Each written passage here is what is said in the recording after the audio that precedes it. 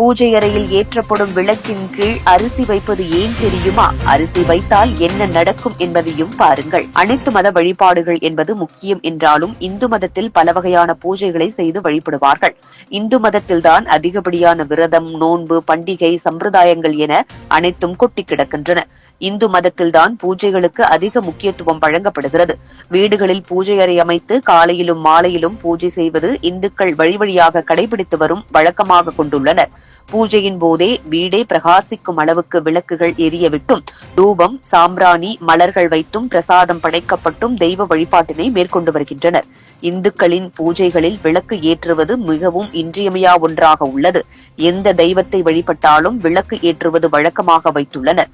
கோயில்களிலோ வீடுகளிலோ விளக்கு ஏற்றுவதற்கு முன் சிறிது அரிசியை வைத்து அதன் மேல் விளக்கு ஏற்றுவதை நாம் பார்த்திருப்போம்.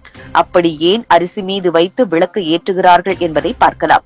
இதனால் நமக்கு கிடைக்கக்கூடிய நன்மைகள் ஏராளம் என்கிறார்கள் ஆன்மீக வல்லுநர்கள்.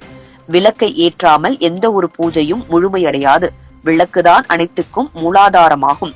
பொதுவாக விளக்கு லட்சுமியின் அம்சம் என கருதப்படுவதால் மங்களகரமான ஒரு விஷயம் என்றால் விளக்கு ஏற்றுவது. அதனால்தான் திருமணம் முடிந்து கணவர் வீட்டிற்கு வாழ வரும் பெண்கள் முதலில் விளக்கேற்றுகிறார்கள்.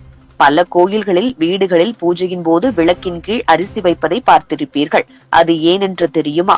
அப்படி செய்வதால் ஏராளமான நன்மைகள் கொட்டி கிடக்கின்றன. பூஜையில் அரிசி பயன்படுத்துவது நிதி பற்றாக்குறையை நீக்கி செல்வ செழிப்பை குடும்பத்தில் நிலைத்து நிற்கும் என்கிறார்கள். அரிசி தூய்மையின் அடையாளம் என்பதால் அரிசியில் விளக்கேற்றுவதால் வீட்டில் லட்சுமி கடாட்சம் நிரம்பி இருக்கும். மேலும் தெய்வங்கள் மகிழ்ந்து அருள் புரிவார்கள் என்று சொல்லப்படுகிறது.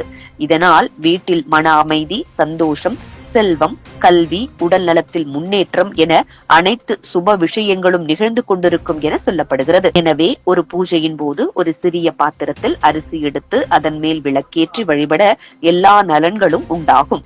மேலும் உங்களின் விருப்பங்கள் நிறைவேறும் என்றும் சொல்லப்படுகிறது. இப்படி நீங்கள் தினசரி செய்வதன் மூலம் கடவுளின் ஆசீர்வாதம் அந்த வீட்டில் இருக்கும் அனைத்து உறுப்பினர்களுக்கும்